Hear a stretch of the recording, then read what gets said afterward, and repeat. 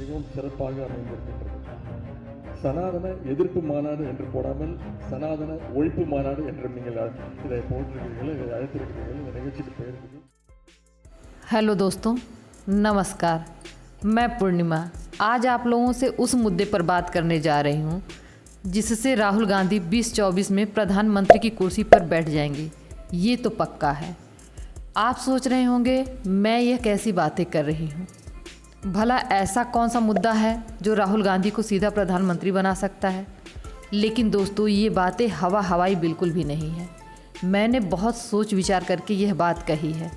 तो चलिए शुरू करते हैं वीडियो और फिर आपको बताती हूँ कि कैसे 2024 में राहुल गांधी सीधा प्रधानमंत्री की कुर्सी पर बैठ जाएंगे। तो दोस्तों, वीडियो स्किप मत करना, अंत तक पूरा ज़रूर देखना और अपनी राय भी लिखना। दोस्तों, अभी कुछ महीने पहले ही कर्नाटक में विधानसभा चुनाव हुआ था और वहाँ की मुख्यमंत्री की कुर्सी कांग्रेस पार्टी को मिल गई। इससे कांग्रेस का उत्साह काफ़ी बढ़ा हुआ है और वैसे भी ये कोई छोटी जीत नहीं थी, इसलिए कांग्रेस अलायंस का हौसला और बढ़ा हुआ है। दोस्तों, आप सबको याद ही होगा कि वहाँ कांग्रेस ने जमकर हिंदू विरोधी नारे लगाए थे। वो बजरंग दल के तो विरोध में थे, लेकिन बजरंग बली के साथ थे। वहीं आतंकवादी संगठन घोषित हो चुके PFI पर से भी बैन हटाने के लिए भी कहा था। इन सब ट्रम्प कार्डों से उन्होंने कर्नाटक चुनाव जीत लिया था। इससे उन्हें एक बात तो पक्की समझ में आ गई है कि जनता बहुत ही मूर्ख है और उसे मूर्ख बनाना कोई मुश्किल काम नहीं है। वह हिंदू संगठनों को आतंकवादी कहते हैं और वोट लेने के लिए हिंदू देवी देवताओं की घूम घूम कर पूजा करते हैं, हिंदुओं को गाली देते हैं और हिंदुओं से ही वोट भी पा जाते हैं। इससे इतना तो उन्हें कन्फर्म हो गया है कि हम कुछ भी कहें, हिंदुओं का वोट तो हमें मिलना ही मिलना है। इसलिए मुंबई की मीटिंग में लग रहा है कि इन्हीं सब बातों को लेकर चर्चा हुई थी और एक रणनीति के तहत सनातन विरोधी मुहिम शुरू की गई है, जिसमें उदयनिधि स्टालिन ने अपने भाषण में सनातनियों को डेंगू, मलेरिया और कोरोना जैसी बीमारी बताया है। और कांग्रेस ने खुलकर तो नहीं, लेकिन अपने छोटे बड़े सभी नेताओं को इस तरह के भाषण के कहीं समर्थन और कहीं विरोध में उतार दिया। जबकि कांग्रेस की तरफ से कोई बहुत बड़ा नेता स्टालिन की बातों का खंडन करता हुआ नहीं दिखाई दिया, लेकिन खड़गे के बेटे वेणुगोपाल ने स्टालिन की बातों का सपोर्ट करते हुए कहा कि हर किसी को अभिव्यक्ति की आज़ादी है, यानी कि उन्हें उदयनिधि स्टालिन की बातों में कोई बुराई नज़र नहीं आई। इससे यह तो साबित हो चुका है कि कांग्रेस को कर्नाटक का मुद्दा काफ़ी सूट किया और वह इस मुद्दे को आगे बढ़ाना चाह रही है। वहीं आतंकवादी संगठन घोषित हो चुके PFI पर से भी बैन हटाने के लिए भी कहा था। इन सब ट्रम्प कार्डों से उन्होंने कर्नाटक चुनाव जीत लिया था। इससे उन्हें एक बात तो पक्की समझ में आ गई है कि जनता बहुत ही मूर्ख है और उसे मूर्ख बनाना कोई मुश्किल काम नहीं है। वह हिंदू संगठनों को आतंकवादी कहते हैं और वोट लेने के लिए हिंदू देवी देवताओं की घूम घूम कर पूजा करते हैं, हिंदुओं को गाली देते हैं और हिंदुओं से ही वोट भी पा जाते हैं।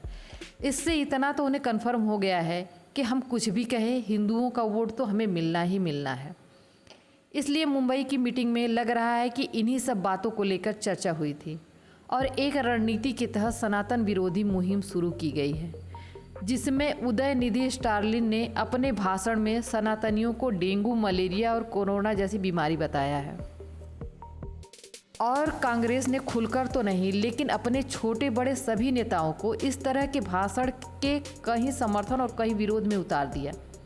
जबकि कांग्रेस की तरफ से कोई बहुत बड़ा नेता स्टालिन की बातों का खंडन करता हुआ नहीं दिखाई दिया, लेकिन खड़गे के बेटे वेणुगोपाल ने स्टालिन की बातों का सपोर्ट करते हुए कहा कि हर किसी को अभिव्यक्ति की आज़ादी है, यानी कि उन्हें उदयनिधि स्टालिन की बातों में कोई बुराई नज़र नहीं आई। इससे यह तो साबित हो चुका है कि कांग्रेस को कर्नाटक का मुद्दा काफ़ी सूट किया और वह इस मुद्दे को आगे बढ़ाना चाह रही है। और कांग्रेस को यह यकीन हो चला है कि अगर इस मुद्दे पर हम आगे बढ़े तो प्रधानमंत्री की कुर्सी भी कन्फर्म है कि राहुल गांधी को मिल जाएगी। दोस्तों, अब बात करते हैं भाजपा की। तो इधर भाजपा भी मुद्दा शून्य चल रही थी।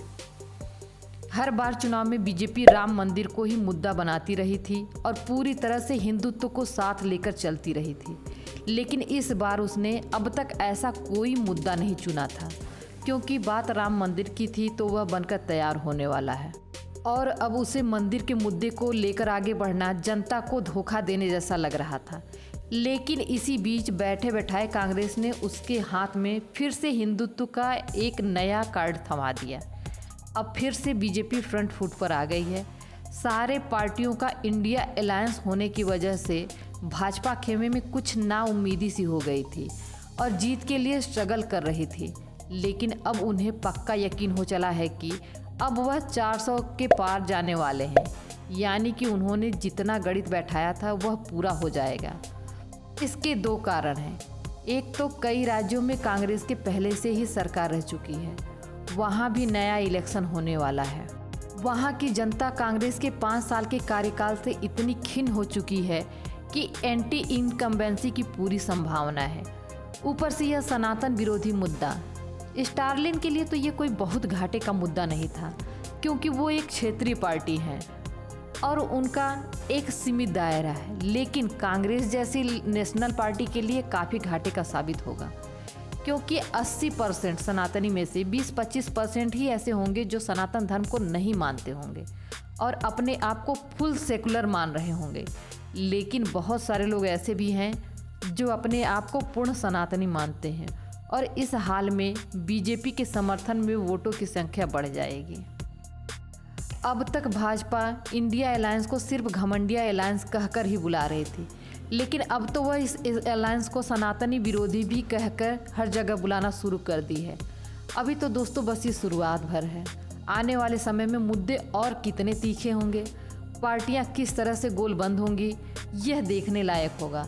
देखते हैं कि किस पार्टी के लिए प्रधानमंत्री की कुर्सी आसान होती है और कौन फिर से चूक जाता है।